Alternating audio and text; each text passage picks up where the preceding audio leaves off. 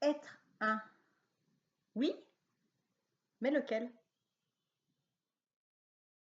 Un film m'a beaucoup marqué et évoque pour moi exactement l'endroit où l'unité entre les plusieurs personnes se produit pour le meilleur et non pour le pire. C'est le film 12 hommes en colère. Et je rappelle que ce film est tiré d'une histoire vraie.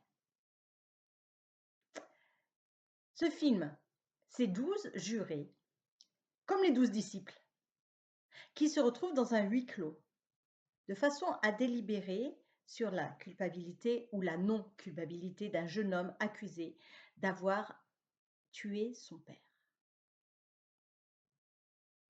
Dès le début, ils votent et tous votent coupable, coupable, coupable. Et c'est la condamnation à mort qu'ils choisissent pour ce jeune homme. Mais le dernier des jurés vote non coupable, arrêtant ainsi la machine infernale. Cette voix un peu dissonante gêne. Alors la personne qui s'était proposée pour animer les débats demande à l'homme: vous le croyez vraiment innocent? Non. Je dois avouer que je pense que les faits l'accusent.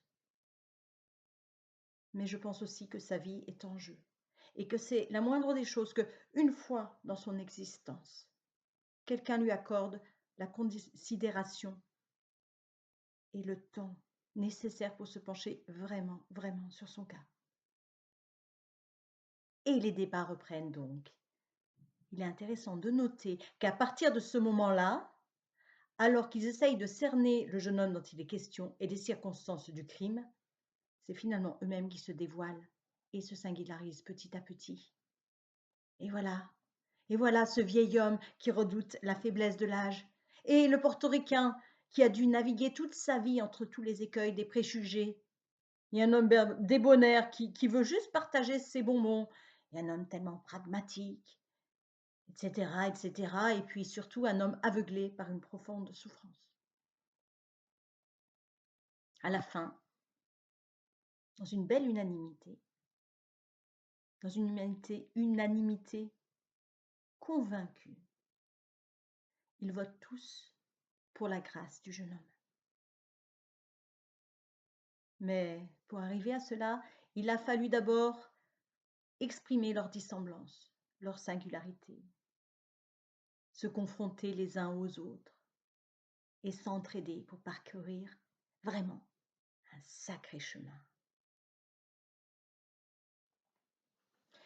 Père Saint, je ne te prie pas seulement pour ceux qui sont là, mais encore pour ceux qui, grâce à leurs paroles, croiront en moi. Que tous soient un. Comme toi, Père, tu es en moi et moi en toi. Qu'ils soient un en nous, eux aussi, pour que le monde croie que tu m'as envoyé. Et moi, je leur ai donné la gloire que tu m'as donnée.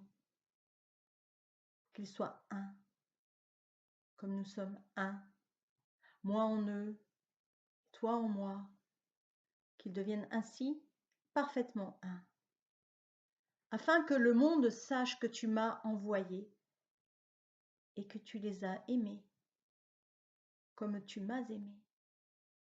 Voilà, c'est les derniers mots du Christ. C'est les derniers mots d'un condamné. Après, ils vont être séparés. Ils pourront plus parler jusqu'à ce qu'ils ressuscitent.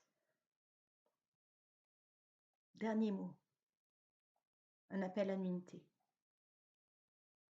À qui s'adresse-t-il?